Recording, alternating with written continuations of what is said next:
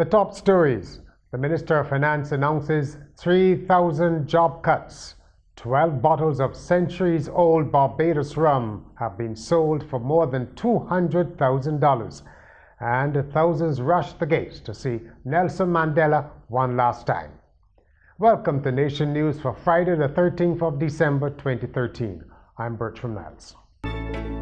You want your loved ones around to celebrate, especially those living far. And with Digicel Top-Up, Dad can help you bring life to the party and be part of the celebration. Ask him to send you Digicel Minutes. Receive free instant additional credit. Stay connected here and there.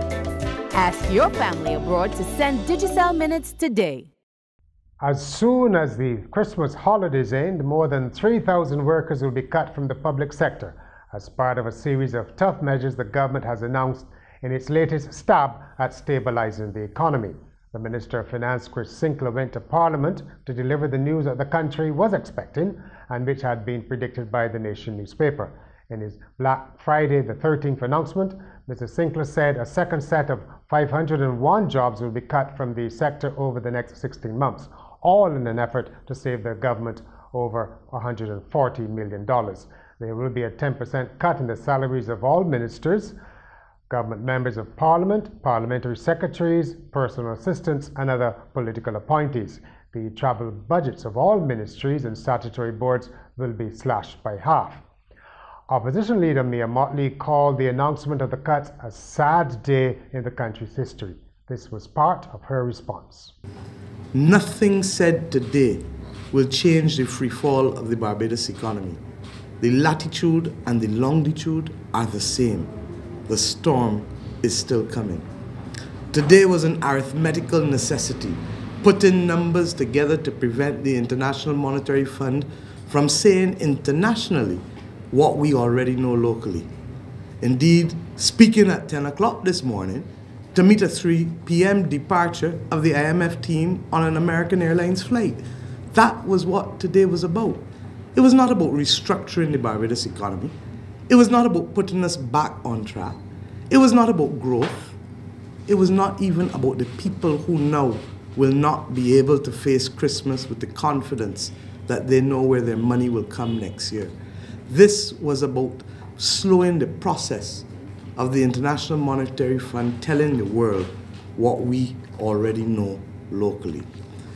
The Nation team hit the streets of Bridgetown this afternoon to find out what people thought about the new measures as outlined by Minister of Finance, Chris Sinkler. I mean, we all as retailers have to make cuts. We're looking for ways in which to cut our overhead costs. So that's the same thing as government. They have to cut salaries, whatever the case may be, to try to get back on track. I don't feel the timing is the right timing, because this is the time where the actually that people like to get a family gifts, you know, do things for the family that is necessary. So the timing probably is wrong. Bad timing, because nobody don't know what 2014 gives. You understand? It ain't gonna be easy. It can be hard.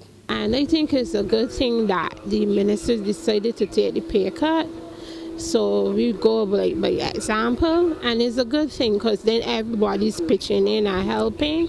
And I think it's a time we can pull together and let it be not only about Christmas, but we as people in community try to come together and see how we could help each other, because it's very, very challenging for everyone. Frequent illegal dumping in neighborhoods surrounding Bridgetown remains a major concern for the Sanitation Services Authority.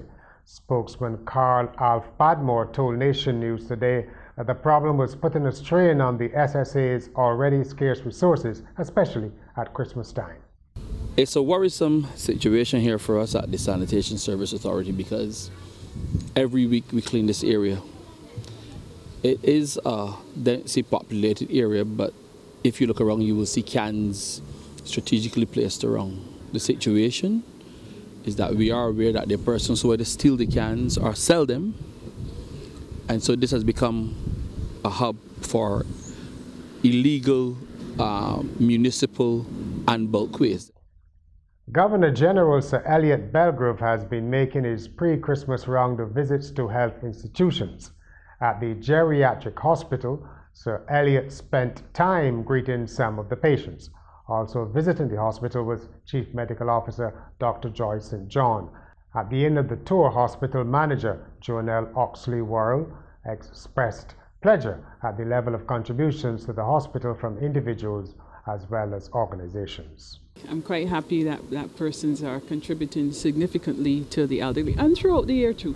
They did a pretty good job of helping and contributing. Academics and art, the combination used by the Errol Barrow Center for Creative Imagination at the UWI Hill.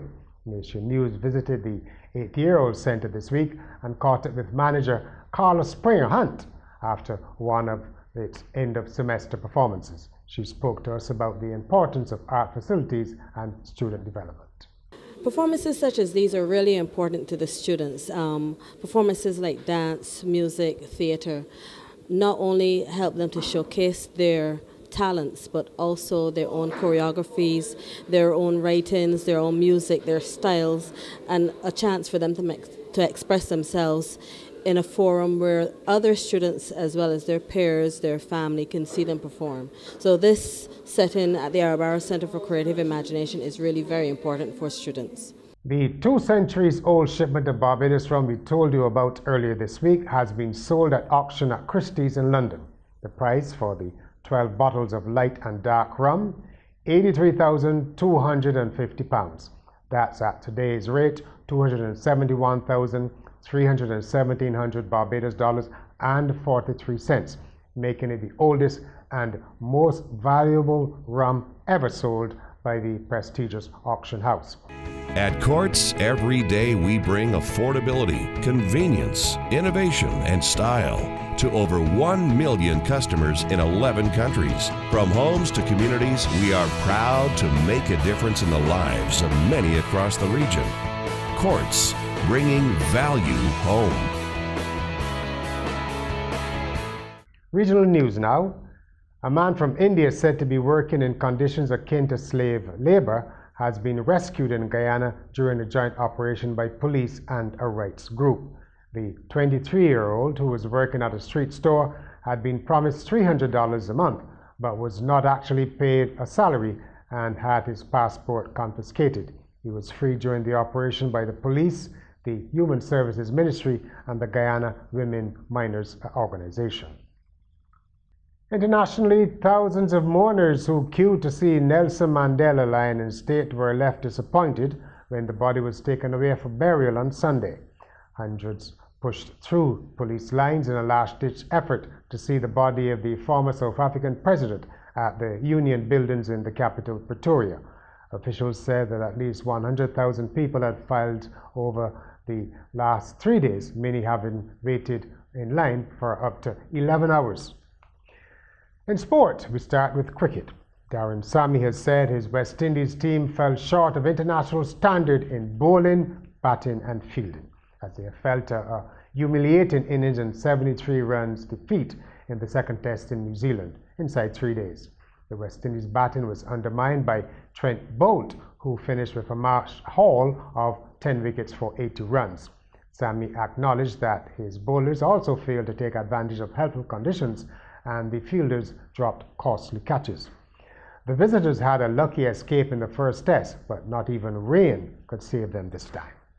The St. Andrew Rhythm danced around the St. John Crusaders on the way to a narrow victory and the winner-take-all prize of $4,000 in the Inter-Parish Tapeball competition. Chasing the St. John Crusaders' total of 103 for 7, St. Andrew reached 104 for 9 for a 1-wicket win.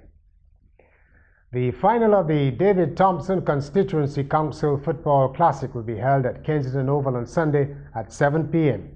St. Michael South East and Christchurch East Central will clash in the final.